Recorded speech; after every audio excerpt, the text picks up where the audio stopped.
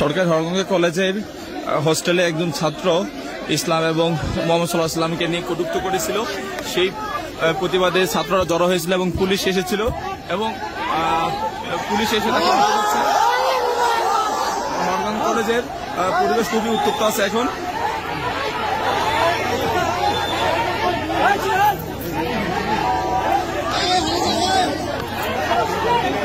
এই যে ছাত্ররা তাকে আঘাত করার চেষ্টা করতেছিল। যাও যাও যাও যাও যাও, আস্তে আস্তে আস্তে আস্তে আস্তে, কেউ কোনো আঘাত না করলে পুলিশের কাছে দেওয়া যাচ্ছে। আস্তে আস্তে আস্তে আস্তে দিলে